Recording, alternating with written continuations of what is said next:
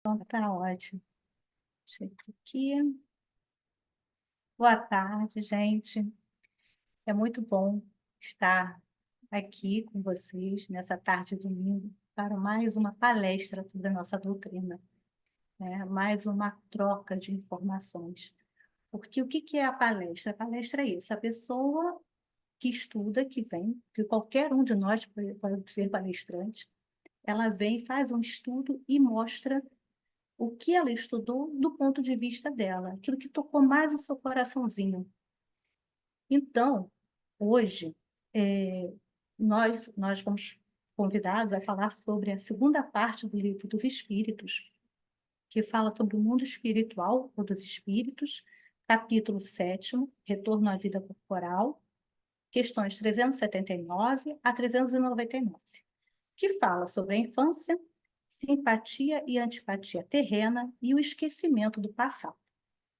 Bom, antes de começar, melhor, já começou, eu tenho uma frase do livro do Hermínio Miranda, Nossos Filhos São Espíritos.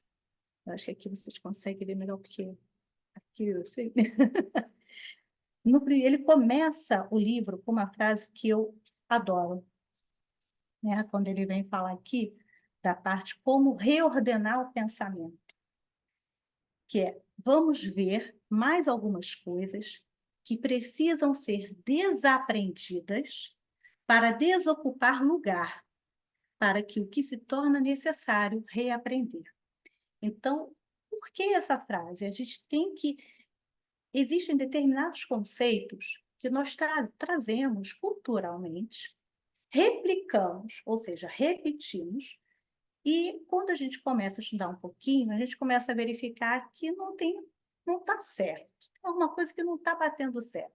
Então, é bom isso. Vamos desmistificar determinados pequenos conceitos para que eles saiam da nossa cabeça, saiam da nossa forma de agir e que a gente possa, que a gente se permita conhecer outra coisa. Permita-se refletir de acordo com a doutrina. Não é? Essa fé que é raciocinada é isso. É uma fé que nos permite o quê? Construir. Somos seres em construção. Então, a reflexão. E para iniciarmos a reflexão de hoje, eu trouxe aqui um estudo que foi realizado recente, tá? De 2024, por pesquisadores da Universidade de Edimburgo, na Escócia, e na Estônia, na Universidade de Tartu, na Estônia. Qual foi o estudo? Eles que estavam buscando uma lógica científica, vocês estão me ouvindo? Ok. Uma base científica para dizer que o comportamento de uma pessoa era, na verdade, uma obtenção hereditária. Ele tinha uma questão, um componente genético. Então, eles fizeram uma pesquisa na qual eles buscavam obter como resposta se o comportamento humano era herdado de seus pais, se uma pessoa podia ter um comportamento herdado. E no desenvolver dessa pesquisa, foi concluído que não se pode concluir. Muito engraçado isso, mas eles não conseguiram determinar, não conseguiram afirmar que o comportamento de um ser humano foi herdado de seus pais ou de seus familiares, de seus avós. Então, não conseguiram comprovar isso. E aí, o René Marcos, que é um PhD, autor principal do trabalho, ele diz que muitas pessoas adoram julgar o comportamento das pessoas com base no comportamento de seus pais. Aquela expressão que a gente já conhece, tal pai, tal filho, filho de peixe, peixinho é? Então, ele diz que não é possível a gente concluir essa frase. Então a gente tem que desmistificar, né? Nós não podemos colocar uma pessoa numa caixinha por conta de comportamento, por conta da personalidade de seus pais, porque isso não é passado de geração para geração. Mas nós espíritas meio que já imaginávamos isso, né? Porque nós sabemos que o espírito, ele é o quê? É um espírito, ele é imortal, o espírito que anima o corpo, ele é imortal, ele tem diversas experiências ao longo de várias existências, e isso faz a forma como ele vivencia essas experiências, forma, faz com que ele seja um espírito individual, um espírito único. Então, essa individualidade do espírito decorre das suas experiências de reencarnações passadas, de vivências passadas e destas também. Então, a sua personalidade, a sua forma de ver o mundo, de enxergar o mundo, a sua forma de pensar, de agir, de falar, decorre não de um componente genético, não de seus pais, mas sim dele próprio, da construção que ele está realizando no seu desenvolvimento. Então, a gente já imaginava isso, não é?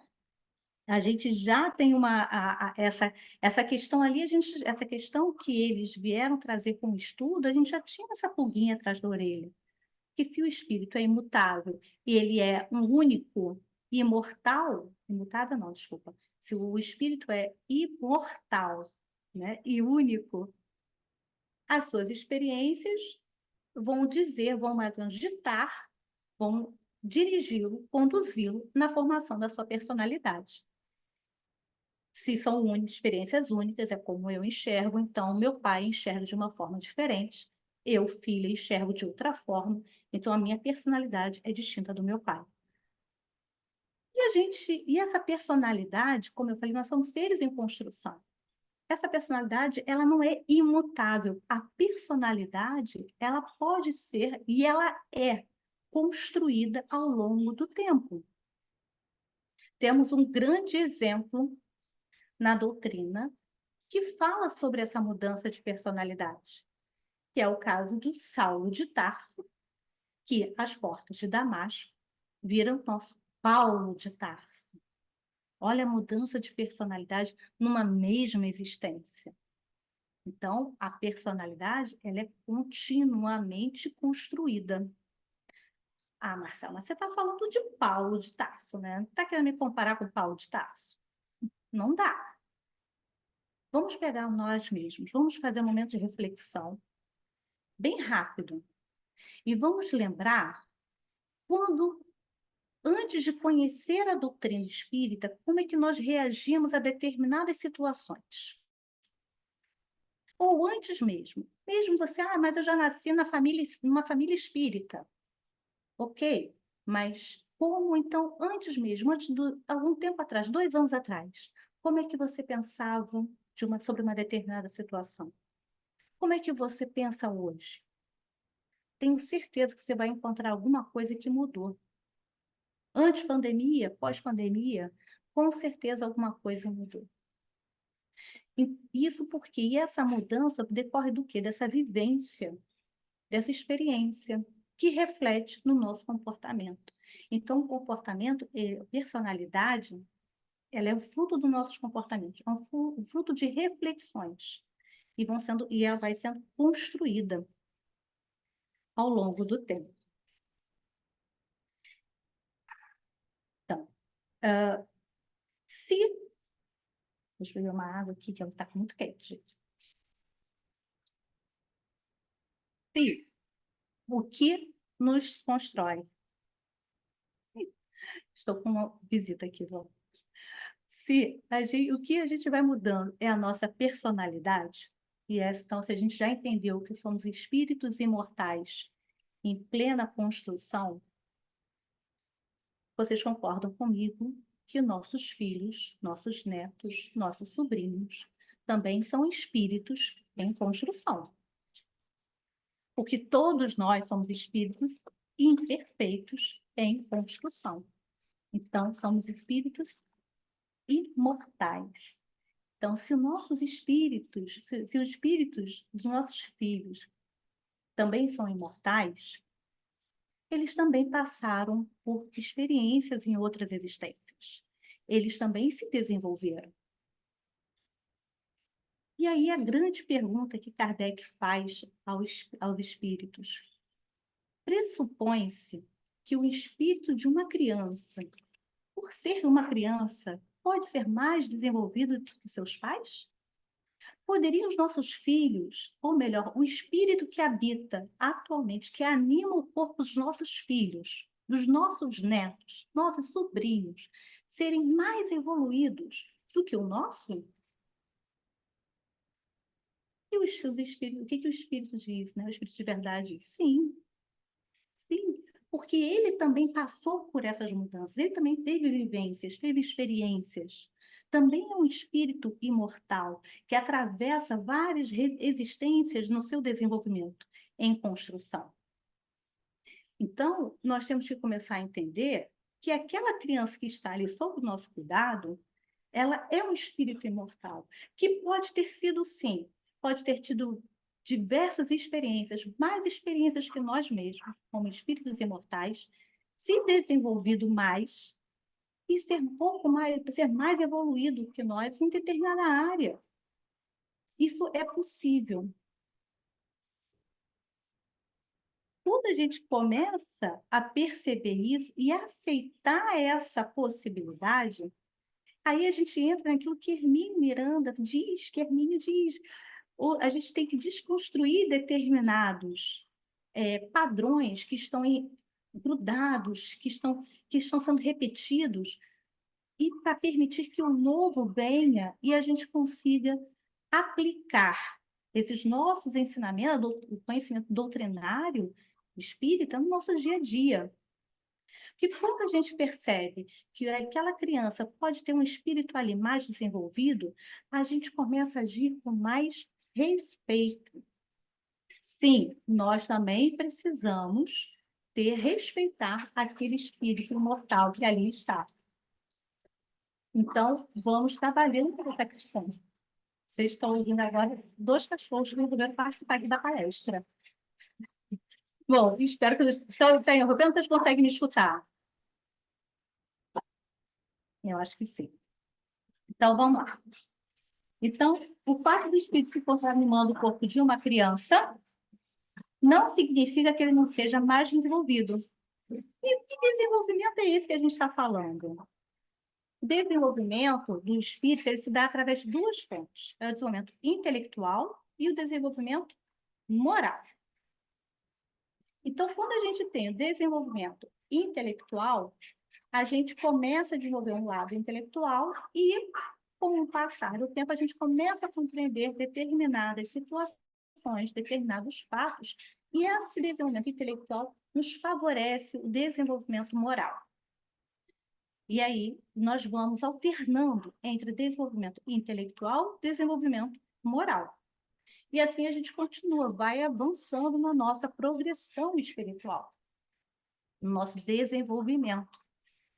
Então, pode ser que o espírito que anima o corpo do seu filho nesse exato momento tenha uma capacidade, já tenha atingido um desenvolvimento moral acima do nosso. E não há problema, faz parte.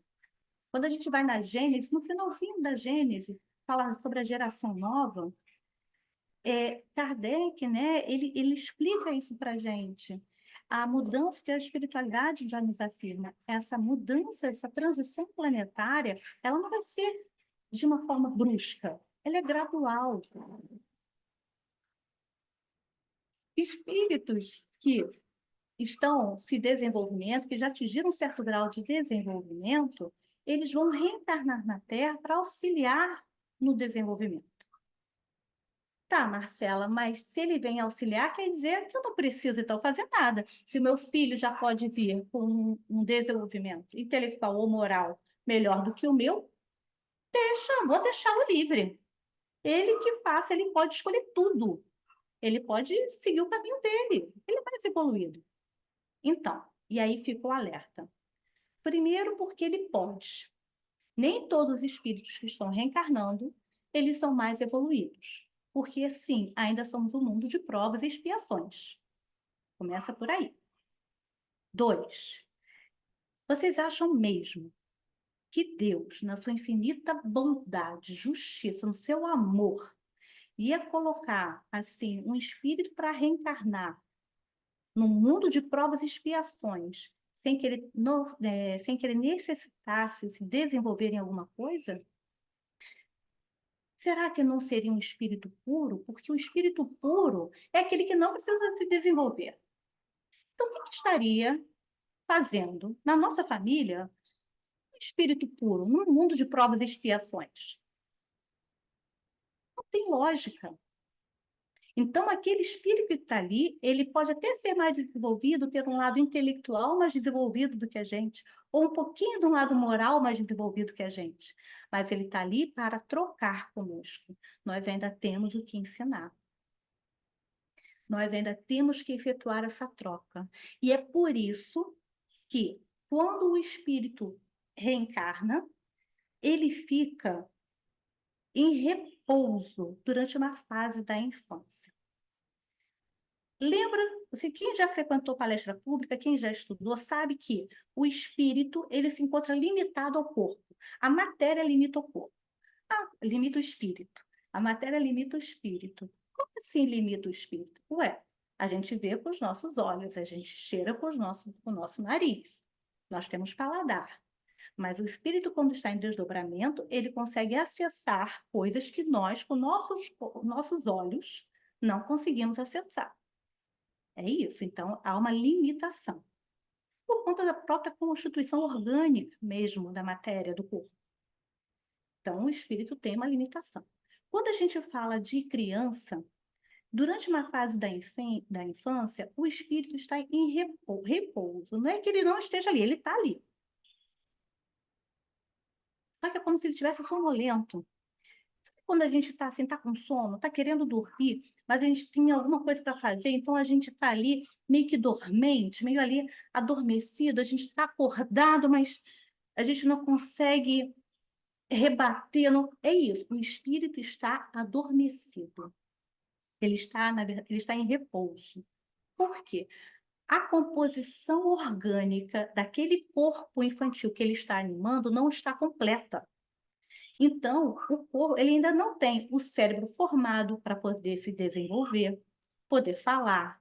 Por isso que uma criança ainda demora, ela aprende a falar de acordo com o seu desenvolvimento também cerebral, seus estímulos externos, mas principalmente o desenvolvimento do cérebro.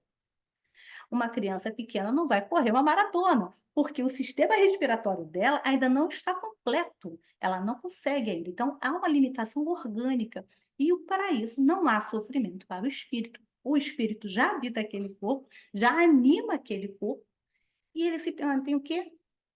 Inerte. Inerte não, sonolento, em repouso.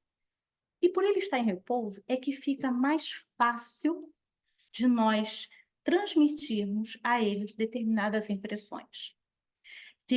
Eles ficam mais acessíveis a essas impressões, ok? Esses ensinamentos, aquilo que a gente transmite a eles. Por isso que a fase da infância é muito importante, porque a gente precisa efetivamente transferir para essas crianças ensinamentos que mais tarde, quando o corpo estiver completo, o espírito já estiver atuando 100%, ele vai usar como base para ter a sua crítica a determinados comportamentos que já vêm com ele da sua origem. Lembra que eu falei que a personalidade ela vai sendo construída ao longo do tempo? Então, é quando o espírito vem, não, mas me foi ensinado que o certo é fazer isso. E que isso aqui, que fazer, foi me ensinado que a brincadeira deixa de ser brincadeira quando eu ofendo alguém. Ela deixou de ser brincadeira. Mas, mas o meu grupo, mas o meu grupo, todo mundo faz isso. Por que que eu não posso? Não, mas a minha mãe me ensinou que eu não posso xingar o coleguinha, que eu não posso maltratar ninguém. E é esse conflito que faz com que a criança se desenvolva. Está vendo a importância da gente, nesse momento de impressões, ou seja, desse momento da gente evangelizar a criança desde pequeno? E é tão importante que a gente não tenha noção. A evangelização, ela ocorre a todo momento, em todas as fases do indivíduo, não só na fase infantil, mas principalmente ela é extremamente importante na fase infantil, porque é ela que vai dar uma certa base para aquele espírito que está adormecido do que pode fazer ou não. Ah, então eu consigo compreender que, apesar do meu filho poder vir animado, ter um espírito um pouco mais evoluído, ou bem mais evoluído do que o meu, pode ser que eu necessito atuar, sim. Eu necessito evangelizar, porque na verdade eu não sei que espírito, se ele vem mais evoluído ou não. Só vou sair da beira daqui a algum tempo, quando ele amadurecer, quando ele puder falar, quando ele puder se exprimir, quando ele fizer suas escolhas. Então, a evangelização, ela importa. Ah, Marcelo, mas o que que eu posso ensinar? Eu vou ter que levar, então, para a casa espírita? A casa espírita é legal, eu acho. Como evangelizadora, eu levanto a bandeira, né? Eu acho que sim, mas será que basta a evangelização em uma vez por semana para a gente conseguir levar todas essas boas impressões para aquele espírito? Ou será que não tem uma outra forma também que possa também auxiliar? A evangelização, ela não ocorre apenas nas casas espíritas, em uma vez por semana. Ela ocorre todos os dias, dentro de casa. Naquele contexto ali que está o pai, a criança vem com uma questão da escola, e aí o pai pega aquilo e consegue conversar de forma lúdica, de acordo com a faixa etária, e trazer um pouquinho da ideia da doutrina espírita. Isso é evangelizar. A evangelização não ocorre apenas na casa espírita, ela ocorre todos os dias, e principalmente em casa, no lar. Por isso, os pais, ou os responsáveis, os avós, tios, quem está no entorno da criança, eles possuem uma responsabilidade que vem de uma missão. Porque essa é a missão. A missão não é só fazer com que a criança coma, que ela vá à escola, que ela fale inglês, francês e espanhol, e que ela se desenvolva, e que ela passe no vestibular. Não, a sua missão é fazer com que aquele espírito se desenvolva. E o desenvolvimento passa pela questão moral também, não é só intelectual. É o desenvolvimento moral também, afeto, simpatia, cuidado com o próximo, empatia. Mas porque somos todos filhos de Deus, ninguém gosta de sofrer. E por aí vai com as historinhas. Hoje a gente tem vários livros infantis maravilhosos para trabalhar várias questõezinhas necessárias. Então, esse espírito, e aí você vê também como é importante a gente desmistificar, não é? A questão do espírito infantil da criança que anima a criança. Ele necessita também de apoio, ele necessita também de acolhimento. O espírito necessita de acolhimento. E a melhor forma de acolher um espírito é abraçá-lo e auxiliá-lo na sua jornada. Então, temos aí essa questão da infância. A responsabilidade dos pais na condução desse espírito no seu desenvolvimento. Tá bom, Marcela, mas aí você falou lá atrás, no início, que aquele estudo não tinha conseguido comprovar que a personalidade do meu filho era igual à minha por uma questão genética. Ok. E aí você disse também que os espíritos são únicos, imortais e únicos, então cada um tem o seu desenvolvimento, cada um desenvolve a sua personalidade. Ok. Mas meu filho é a cópia do meu marido. Meu filho é, olha, personalidade idêntica. Como é que isso funciona? Então, e aí, quando a gente vai estudar um pouquinho a parte das simpatias e antipatias, a gente descobre o seguinte: os espíritos, quando eles têm muita similitude, pensam muito igual, de uma forma muito igual, eles se atraem, eles não se reencontram. Olha que legal. Eu achei isso lindo. Eles falam assim: eles se buscam na multidão. A força de atração é tão grande, decorrente de íntimas ligações fundadas em sinceras afeições. Então, veja, são espíritos que pensam da mesma forma. E eles pensam da mesma forma, tanto é que eles acabam se atraindo e entram no planejamento reencarnatório. Ah, Marcela, mas espera aí. Quer dizer, então, mas eu não tenho nada, quer dizer que como eu penso igual ao meu filho, eu não tenho nenhum embate com ele, mas ele está no planejamento reencarnatório. Outra questão que nós temos que começar a desdobrar e começar a repensar. Nem todo mundo que se encontra na nossa família, no nosso seio familiar, ela veio no planejamento reencarnatório para a solução de conflito. Né? Porque quando a gente fala planejamento reencarnatório, vem a primeira imagem, não, é porque eu tenho conflito com meu pai, eu tenho que resolver, eu tenho conflito com meu neto, eu tenho que resolver. Nem sempre. E não só. Deus é soberanamente justo e bom.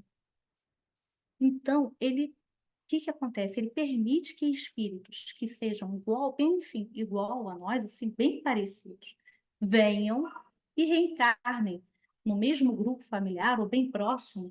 Para quê? Para nos apoiar, para nos acolher, para enxugar nossas lágrimas, nos dar aquele braço apertado. Assim, calma que vamos juntos. Não sei como resolver, mas vamos juntos. Sabe esse apoio que a gente encontra em algumas pessoas, no nosso núcleo familiar ou no círculo de amizades? São espíritos simpáticos. É essa atração. E no seio familiar, às vezes, o que ocorre? São espíritos simpáticos que ocorrem, que vêm com a mesma personalidade, justamente por essa atração também. E juntos vão formar o caminho, um ao outro, vão se auxiliar no desenvolvimento individual de cada um, de cada espírito, um apoiando. Porque a gente se desenvolve não só com a solução de conflitos, a gente se desenvolve não só com o reparo das crises e das ofensas que cometemos no passado ou nesta reencarnação. A gente se desenvolve também na base do amor. Se eu amo aquele meu irmão e vejo e auxilio na sua jornada, eu também me desenvolvo. Não é bacana? Não é lindo isso, gente? A gente tem o hábito de esquecer dessa parte do amor. E enquanto ele também é junto, é tudo junto. É tudo junto e misturado, porque senão, como é que seria complicado para nós, não é? A gente ter essa caminhada só resolvendo conflitos, só resolvendo crises. Então, nós temos também esse apoio, esse acolhimento. Então, as simpatias, os espíritos simpáticos, eles podem vir de acordo ou de existências anteriores, que foram sendo, através de existências anteriores, você teve contato com esse espírito e foi desenvolvendo essa simpatia, como também através dessa atração por sintonia, por essa forma de pensar igual, parecida, né? Essa ligação por sinceras afeições que a gente não sabe, nossa, gostei de você, a gente pensa muito parecido e agrega, entra no teu ciclo e amplia esse ciclo familiar, esse ciclo de espíritos, né, conhecidos. Mas não é só de simpatia, né, que a gente tem na relação. Né? Ainda mais quando eu estou focando mais na relação familiar, existe também uma questão da antipatia.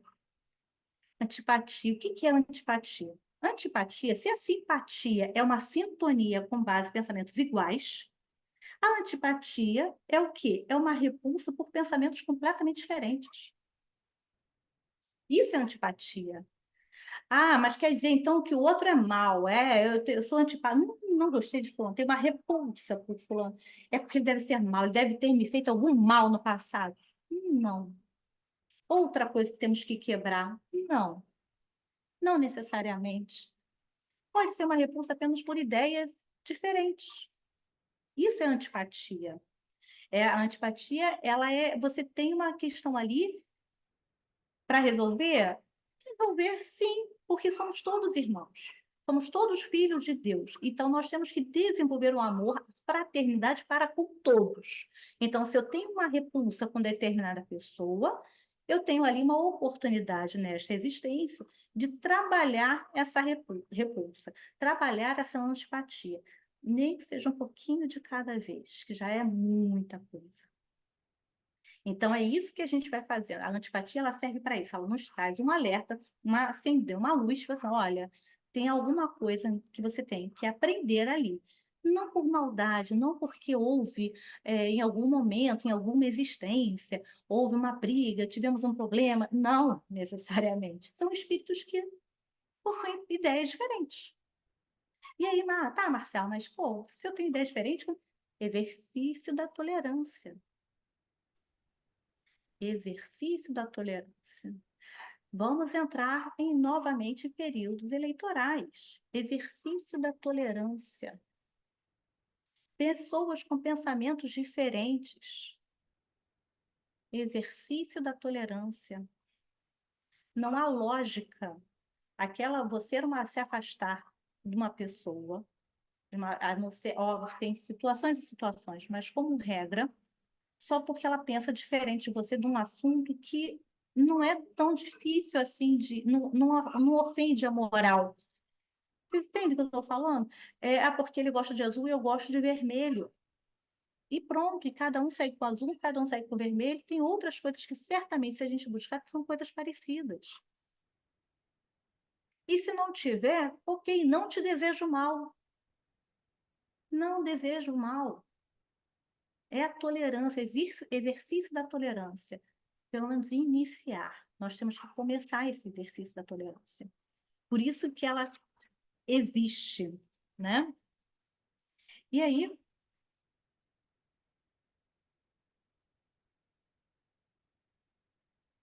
vamos falar aquela perguntinha, né, que a gente estava falando, naquela que eu comecei a falar, né, que o espírito que anima o corpo de uma criança, né? Vamos resgatar aqui a infância, que é um espírito que pode ser mais evoluído, mais desenvolvido do que a gente, e que nós juntos temos que efetuar trocas para nos desenvolvermos e assim evoluirmos espiritualmente, né? Você pode estar se perguntando, ok, tem que evoluir, eu tenho que corrigir, vou mudando a minha personalidade. Mas então não era para eu saber o que eu errei, não? Eu não tinha que estar sabendo, não, onde é que eu errei, qual foi o capítulo da minha vida passada que eu errei? Porque não é isso que dizem, que quando a gente conhece o erro, a gente tem a tendência a corrigi-lo, aí a gente consegue corrigir. Eu primeiro tenho que reconhecer que eu errei para depois mudar. Não tem isso. Então eu não tinha que saber o que foi onde eu errei, o que eu tô vim aqui aprender o quê? Não tinha que ser dado uma direção? Então, tem uma frase no Livro dos Espíritos que é: esquecendo de seu passado, o homem é mais senhor de si. E essa frase, ela é muito linda, porque nos mostra vamos dizer assim, a grandeza de Deus, o amor dele para conosco. Se a gente fechar o olho agora, rapidamente, e, e pensar num fato que nós fizemos, alguma coisa, alguma frase, sabe aquelas frases mal feitas, mal faladas, que a gente fala no meio de uma reunião e fala assim, ai meu Deus, não deveria ter feito isso. Aquela frase que a gente fala, ou aquele comportamento que a gente teve, ai meu Deus, não deveria ter feito isso. E a gente fica com vergonha. Agora imagina se a gente soubesse de exatamente tudo que a gente fez na vida passada, todos os nossos erros. Será que nós teríamos condições psicológicas de prosseguir? Hoje é Dia das Mães. Será que uma mãe conseguiria ficar em paz, sabendo que em alguma existência da sua vida, aquela criança que hoje é o seu filho de 2 anos de idade, em uma outra existência, foi por ela abandonado ou foi por ela abortado? Será que algum pai se sentiria confortável ao saber que aquela criança que está ali foi abandonada por ele renegou essa criança. E aí eu estou levando para casos bem esdrúxulos, bem fortes, porque é isso que todo mundo gosta. Eu acho que há um misticismo, né? Ah, eu quero saber o que eu fui na vida passada. E as pessoas acham que só vão ter notícias boas. Ah, eu fui Cleópatra. Ah, eu fui rainha. Ah, todo mundo foi rei ou rainha nesses testes de revista, né? Não, eu fui Marte, fui Joana d'Arc. E esquece que a vida não é feita só de vitórias. Será que estaríamos preparados a ter conhecimento sobre quem realmente nós fomos na vida, nas existências passadas? Será que conseguiríamos caminhar novamente? Será que a gente conseguiria olhar para aquela pessoa? Ai, meu Deus, que vergonha. Dificilmente. Por isso que o esquecimento do passado, no esquecimento do passado, o homem é mais senhor de si, porque ele consegue caminhar com suas próprias pernas. É mais senhor de si porque ele não está imbuído por uma questão ali, eu tenho que fazer isso. Ele percebe na sua consciência, que fica gravada, na nossa consciência está gravado o certo e o errado, o bem, o que é bem, o que é mal. E ficam gravadas também no interior, no nosso eu profundo, ficam gravadas tudo aquilo, as impressões daquilo que nós precisamos corrigir. E como fica gravado, às vezes vem como impressões, como instintos, que vem assim, ah, eu tenho que corrigir isso, ah, mas eu estou com mais, agora eu não vou fazer isso não. Ah, deixa para amanhã. Nós não somos assim? E aí, quando a gente fala, não, eu vou fazer isso hoje. Por quê? Porque eu quero fazer isso hoje. Olha o valor que tem. Eu quero fazer, não é eu tenho que, eu quero fazer. Nasce do ser essa vontade de fazer. Ele não está sendo empurrado a fazer por uma obrigação. Sai do coração dele. Tá, então, na verdade, eu consigo fazer essas mudanças, perceber aquilo que eu preciso mudar em mim, observando as minhas tendências, observando as minhas impressões, porque estão todas elas gravadas. E outra coisa, nós temos a nos auxiliar o nosso mentor espiritual, nosso anjo da guarda, que está conosco desde o momento da nossa reencarnação. Ele que nos acompanha sempre durante essa existência, ele está ali para nos auxiliar, trazendo para nós aquelas impressõezinhas, olha, nos intuindo, de forma a caminharmos na nossa própria evolução, né? E há uma segunda questão, né, que a gente tem que falar, porque quando a gente vai evoluindo, quando a gente vai tendo essas, essas tomadas de decisões com base, não, eu acho que o correto fazer é isso, eu quero fazer isso, a gente vai ampliando a nossa inteligência, na verdade. Então, conforme a gente vai atuando nessa inteligência emocional, vai ampliando essa inteligência emocional, mais a gente vai caminhando na nossa progressão. Então, se a gente vai caminhando, é certo que ninguém, nenhum espírito retroage. O espírito, né, nós, e aí a frase que eu acho que fica bem marcada, assim, nós somos a nossa melhor versão. Eu, Marcela, o espírito que habita, que anima esse corpo aqui, está na sua melhor versão. Cheia de defeitos, cheia de incerteza, mas é a minha melhor versão. Que o espírito não retroage. Ou ele progride, ou ele fica estagnado. E aí, no livro dos espíritos, os espíritos dizem o seguinte, fazem a seguinte explicação. Porque a gente normalmente, quando a gente vai analisar, a gente pode se questionar se determinada conduta que a gente tenha, que a gente sabe no sentido que está errado, se isso, na verdade, não é uma questão de retrocesso. Exemplo prático. Eu estou aqui conversando, aí eu estou numa roda de amigos. Aí a gente está falando de várias coisas, aí de repente, gente, Mas vocês souberam, né, o que aconteceu, né? Souberam não? Ih, menina! E aí vai a fofoca toda. Aí acabou a fofoca toda, você volta para casa. Nossa senhora, Marcela, você não consegue não fofocar. Que absurdo, não consegue ficar quieta. Ah, então você retroagiu. Aquilo ali, se para mim tem uma dificuldade, é uma prova. E sendo prova, eu posso acertar ou posso errar. Se eu errar, é porque estou ali nesta reencarnação para aprender a lidar com essa questão. Não vou retroagir, porque outras questões já estão resolvidas. Agora, quando eu conseguir resolver essa questão da maledicência, que foi o exemplo da fofoca, eu vou conseguir passar. Então, eu vou ser submetida a várias provas até eu conseguir compreender que eu não devo falar mal dos meus irmãos por uma questão de fraternidade, uma questão de amor ao próximo, porque todo mundo erra. Então, que a gente não pode atribuir as nossas risadas momentâneas à tristeza de alguém, ou à dificuldade por quem alguém passa, que alguém passa. Então, eu estou neste aprendizado.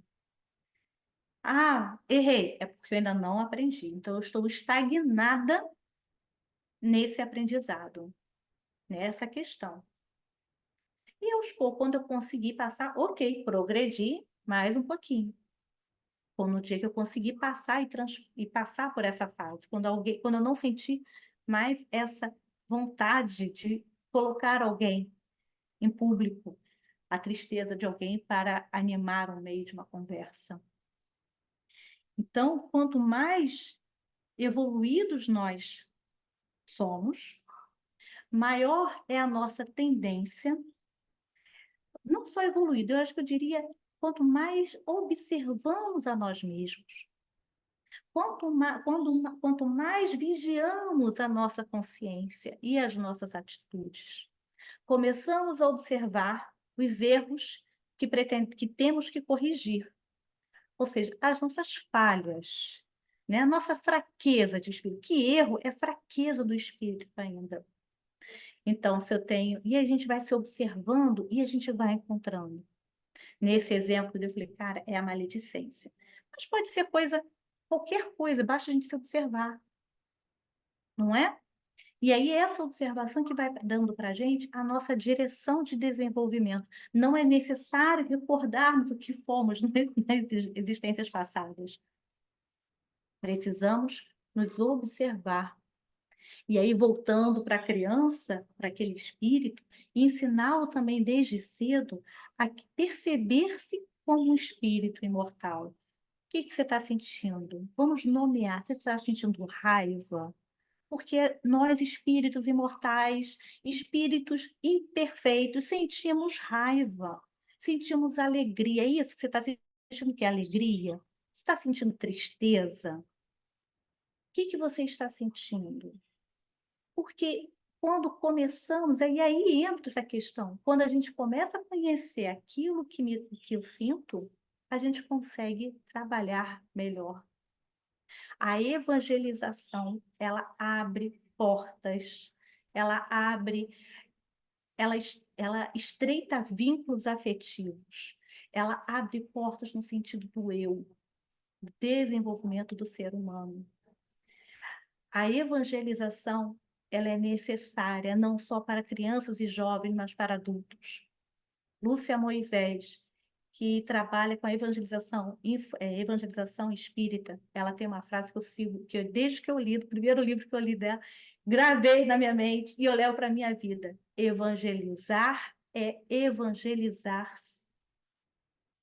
Nós, como nossos filhos, como os nossos netos, como os nossos sobrinhos, temos a necessidade do desenvolvimento. Então, vamos juntos aprender a evangelizar os nossos corações, evangelizar nossas mentes. Somos todos filhos de Deus com capacidades infinitas de desenvolvimento. Olha que lindo! Isso é de uma grandeza, de uma lindeza que não há como explicar. Então, vamos abraçar, vamos agradecer e utilizar a nossa doutrina para desmistificar determinadas frases, determinados comportamentos que vêm com a nossa cultura, para abrirmos espaços, como diz Hermínio Miranda, espaços na nossa mente para um novo real, para um novo concreto, para a nossa fé raciocinada. Espero que todos tenham, pelo menos, gostado um pouco do estudo que eu fiz. Espero ter auxiliado, pelo menos instigado um pouquinho na importância da infância e da evangelização. Desejo a todas um feliz Dia das Mães, a todas aquelas, tanto mães, avós, madrastas, madrinhas, a todas nós. E temos um dia, restinho ainda de Dia das Mães maravilhoso. Muito obrigada pela oportunidade. Fiquem com Deus.